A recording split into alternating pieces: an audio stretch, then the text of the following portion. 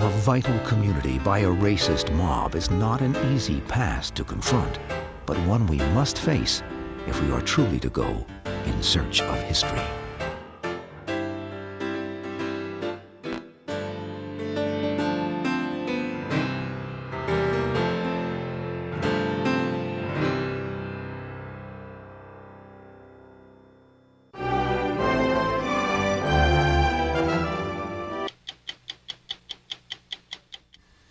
Tonight we're going to report a story that's 80 years old, although it will be news to many Americans, especially white Americans.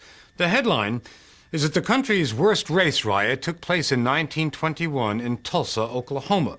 Hundreds of blacks were killed and thousands more were left homeless when a white mob destroyed the black section of town. This comes as news to most people because it was ignored and covered up for years by a conspiracy of silence. That conspiracy was being broken when we first broadcast this story in November 1999, because a state commission had begun to investigate the riot. The commission questioned those who survived the Tulsa riot, including George Monroe, who remembers the June night in 1921 when his mother saw 4 white men walk up to his house carrying torches.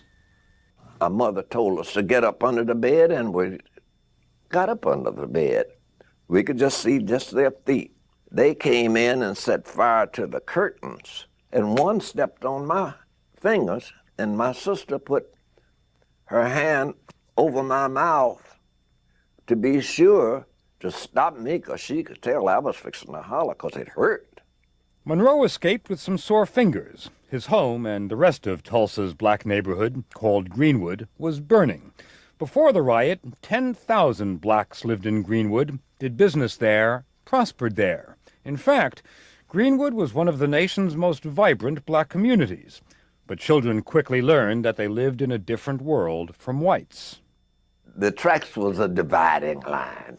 Now, every Sunday, we would climb on top of the coal car and throw enough coal on the side on our side, and I guess they did the same thing, but every Sunday we had a good coal fight. We would throw at them and they would throw at us. Like a kid's little riot? That's a good description of it, like a kid's riot. That's right. The kids, of course, learned from the adults. There was total segregation, wasn't there? Oh, that was the wonder of it all. After Oklahoma became a state, the first law passed by the Oklahoma legislature was Senate Bill 1 that completely segregated the state. Don Ross represents Greenwood today in the state legislature. He's one of the prime movers behind the campaign to uncover Tulsa's dirty little secret. How old were you when you heard about the riot of 1921? I was 15 and in high school. You hadn't heard about it until you were 15. Never heard, didn't believe it. What Ross heard then is that on the morning of May 30th, a young black man got into the elevator of a building downtown, and that the elevator operator, a 17-year-old white girl, screamed.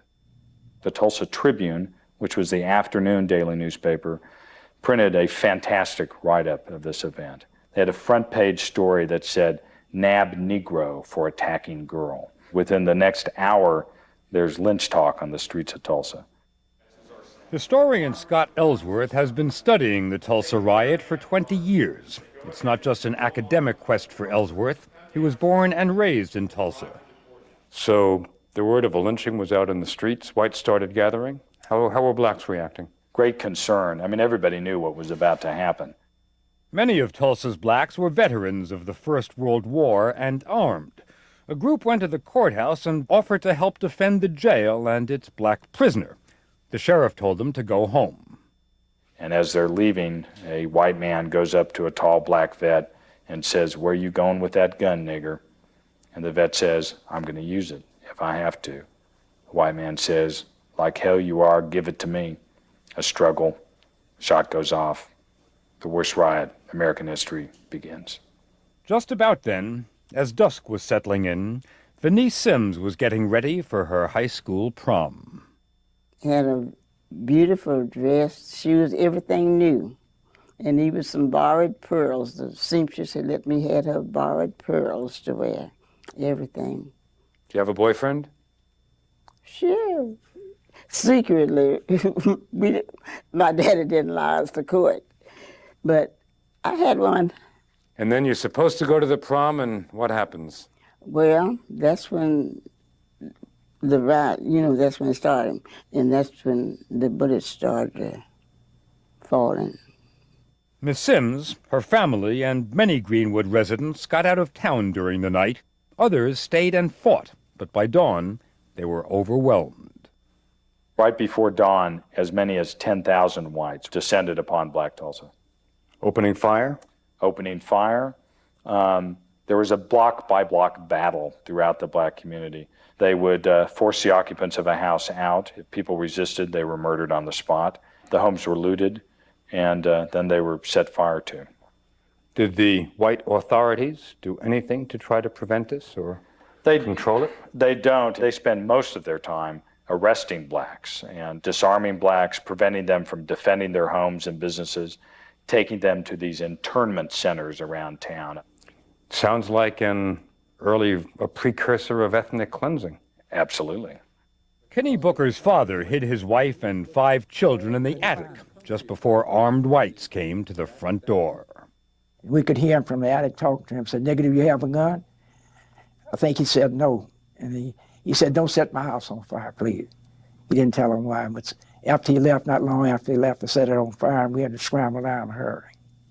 And his sister, 6 years old, she said, "Is the world on fire, Kenny?" I said, "I don't know, but we in trouble, deep trouble." The trouble came from the air, too. Investigators say some of the fires you see in this rare footage of the riot were caused by whites dropping explosives from World War I vintage planes flying over Greenwood. The flames destroyed almost every home and business in Greenwood, 35 square blocks in all. We didn't have no home. Everything was burned. All over there where we live, just burned down to the ground. Late in the day, martial law was declared and National Guard troops patrolled the streets. The dead were everywhere, the bodies lying where they fell. Photographers turned some of their grisly pictures into souvenir postcards. Most of the dead were buried quickly in unmarked graves around town, but some apparently were laid to rest here in Tulsa's Oak Lawn Cemetery in this anonymous section reserved for paupers. There were no funerals. The authorities outlawed funerals. There were no coffins, no headstones, no records of the burials.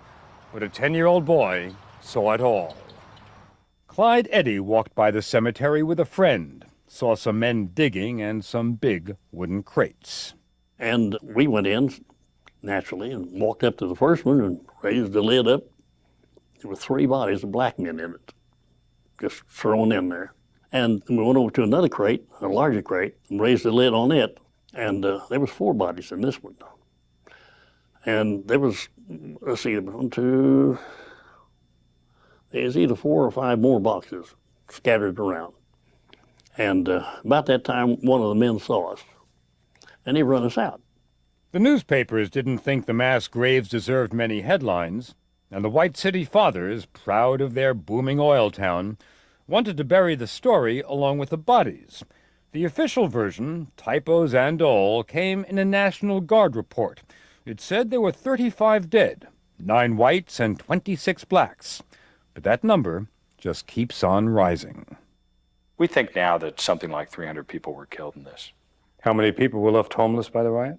Oh my gosh, 10,000 people were left homeless by the riot. How many of those were white? None. The survivors lived in tents and shacks which they built themselves. My brother was 14 at the time, and he helped my father install wood. It was raining, as I can remember, it rain. Seemed like it was rain, and we had a wooden floor in our tent. We were lucky to have that. But Tulsa's whites gave them something. Promises. Now, in fact, after the riot, the city's white establishment said it was going to rebuild Greenwood. What happened?